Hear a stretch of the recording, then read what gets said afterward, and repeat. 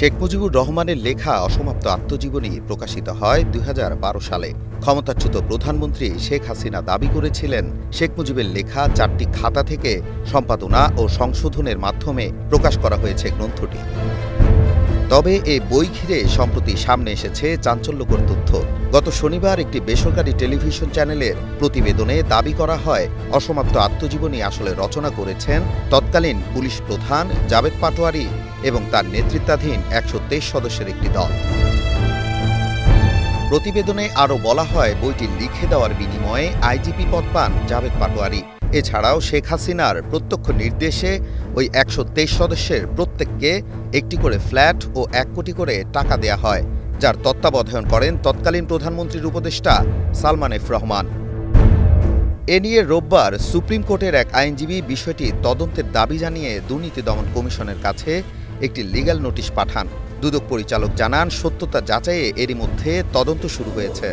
অসমাপ্ত আত্মজীবনী নিয়ে যে প্রতিবেদন গণমাধ্যমে প্রকাশিত হয়েছে, সেই প্রতিবেদন দুর্নীতি দমন কমিশনের নজরে এসেছে এবং দুর্নীতি দমন কমিশন এই বিষয়ে কাজ করছে। এই সংক্রান্তে যে সিদ্ধান্ত গৃহীত হবে আমরা আপনাদেরকে শীঘ্রই জানাতে পারবো। আমরা এই নিয়ে কাজ করছি বলছি, আমরা গোয়েন্দা কার্যক্রম আমরা ইতিমধ্যে শুরু করা হয়েছে এবং আমাদের গোয়েন্দা প্রতিবেদন প্রাপ্তি সাপেক্ষেই এ বিষয়ে পরবর্তী সিদ্ধান্ত আপনাদেরকে অবহিত করা হবে। এদিকে বসুন্ধরা গ্রুপের চেয়ারম্যান আহমেদ আকবর সোবহান ও তার স্ত্রীর বিরুদ্ধে $2.5 লাখ মার্কিন ডলার বিদেশে পাচারের তথ্য পাওয়া গেছে বলেও জানান দুদক মহাপরিচালক। আকবর সোবহান এবং তার স্ত্রী জ্ঞাত আয়ের উৎসের সাথে অসঙ্গতিপূর্ণ সম্পদ অর্জন করেছেন।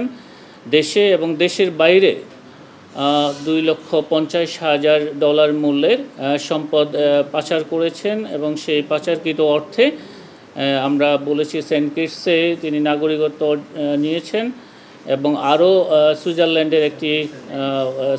সুইজারল্যান্ডেও অর্থ পাচার করার তথ্য পাওয়া গেছে। এদিন বেসিক ব্যাংক লিমিটেড দিলকুশা শাখা থেকে টাকা আত্মসাতের ঘটনায় সাবেক চেয়ারম্যান আব্দুল হাই বাচ্চু সহ ৯ জনের বিরুদ্ধে মামলা দাখিলের সিদ্ধান্ত নিয়েছে দুদক। 12.28 কোটি টাকা আত্মসাতের অপরাধে জনাব শেখ আব্দুল হাই বাচ্চু, সাবেক চেয়ারম্যান বেসিক ব্যাংক লিমিটেড সহ মোট ৯ জনের বিরুদ্ধে মামলা রুজুর সিদ্ধান্ত গৃহীত হয়েছে। Nazmul Hasan, star news.